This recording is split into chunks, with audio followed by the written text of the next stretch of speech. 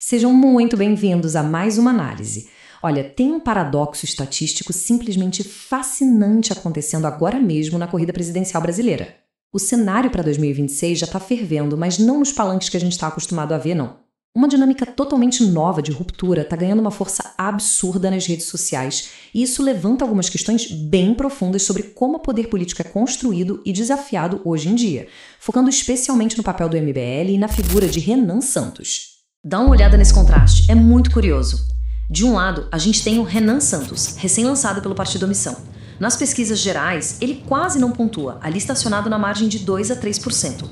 Mas quando a gente recorta apenas a geração Z, ou seja, aquele pessoal de 16 a 24 anos, o salto é gigante, vai para quase 25%. É uma fatia gigantesca do eleitorado mais jovem sendo capturada por alguém que, fora das telas do celular, ainda é praticamente desconhecido para o grande público. Então, para entender como a gente chegou até aqui, o nosso roteiro vai ser bem direto. Vamos passar pelo fenômeno digital dessa geração Z, entender as origens e a ideologia do MBL, decifrar a chamada estratégia do barulho nos algoritmos, avaliar as reais chances deles em 2026 e, por fim, o impacto que tudo isso vai ter nas eleições futuras. Bora pro primeiro ponto. O fenômeno digital da geração Z e essa ascensão tão rápida nas redes sociais. Imagina só crescer quase 45% no TikTok em apenas um único mês. Pois é, esse foi o salto do perfil do Renan Santos. Juntando todas as plataformas, a gente está falando de quase 500 mil de novos seguidores em 30 dias. Isso, definitivamente, não é aquele crescimento orgânico de quem posta vídeo por hobby. É algo em escala industrial, focado numa leitura muito cirúrgica de como os vídeos curtos operam na cabeça das pessoas hoje em dia. Mas quem está impulsionando tudo isso? Se a gente destrinchar os dados, percebe que não é um público aleatório, são nichos muito bem definidos. Estamos falando de homens jovens atraídos por um discurso de meritocracia, evangélicos que procuram uma alternativa conservadora mais fresca e, no geral, pessoas que estão rejeitando tanto as estruturas da esquerda, como o PT, quanto as da direita tradicional, como o PL. Basicamente, são eleitores se sentindo meio órfãos politicamente. E isso nos leva à segunda parte da nossa análise. De onde surgiu o MBL e quais são as raízes desse novo partido Missão? Porque, vamos ser sinceros, essa máquina digital não nasceu ontem. A trajetória do Movimento Brasil Livre, o MBL, é um jogo de paciência e longo prazo. Eles surgiram lá atrás, nos protestos de rua de 2014, ganharam muito destaque durante o impeachment de 2016 e depois de quase uma década usando a legenda de outros partidos, deram um salto final, a aprovação oficial do Partido Missão pelo TSE em 2025. Isso pavimentou a estrada de vez para a candidatura presidencial em 2026. E quem são as mentes por trás desse projeto? Temos figuras que já conhecem muito bem as urnas, como o deputado federal Kim Kataguiri e o ex-deputado estadual Arthur Duval. Só que a grande virada de chave agora é justamente o Renan Santos. Ele sempre foi conhecido como o estrategista, o cara dos bastidores. Mas agora ele saiu das sombras e foi direto para a linha de frente de uma chapa à presidência. Tá, mas e a ideologia da coisa toda?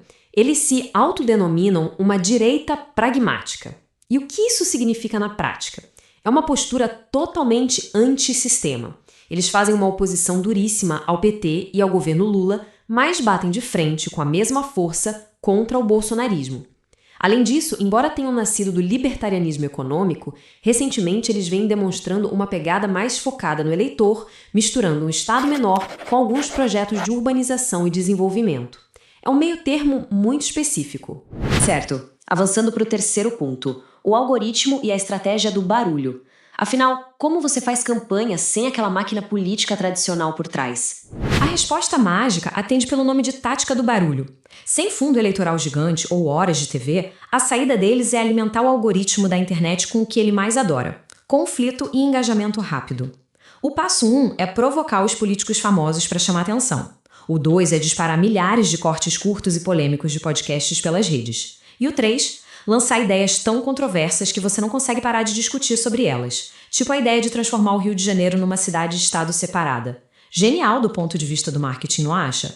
Isso escancara o quanto o campo de batalha mudou. As campanhas que a gente estava acostumado dependiam de rios de dinheiro, tempo infinito de TV e um discurso suave que tentava agradar todo mundo. As campanhas digitais, como a do Missão, simplesmente ignoram isso. O foco deles é totalmente na lógica do algoritmo, em ficar famoso da noite pro dia com vídeos curtos e falar diretamente para nichos super específicos sem tentar agradar a massa de cara. O que nos leva para o quarto ponto. Quais são as chances reais disso funcionar em 2026? Será que like vira voto? Porque, cá entre nós, o desafio no mundo real ainda é brutal. No quadro geral, a tradicional polarização do país é quase uma parede de concreto. Você tem nomes como Lula e Flávio Bolsonaro dominando as intenções de voto. O Renan Santos pode ser um gigante na internet, mas ainda tem um longo caminho para furar a bolha e se tornar conhecido fora dos grandes centros e entre a galera mais velha. Mas é exatamente aí que muitos analistas chamam a atenção para o conceito das duas vitórias. É uma visão bem mais estratégica. Mesmo que aconteça uma derrota eleitoral na corrida presidencial, o partido sai gigante. O verdadeiro objetivo em 2026 pode muito bem ser eleger uma enorme bancada de deputados, ditar o ritmo do debate público e grudar a marca deles na cabeça da juventude, já pensando lá em 2030. Ou seja, você perde a eleição, mas ganha um poder político absurdo.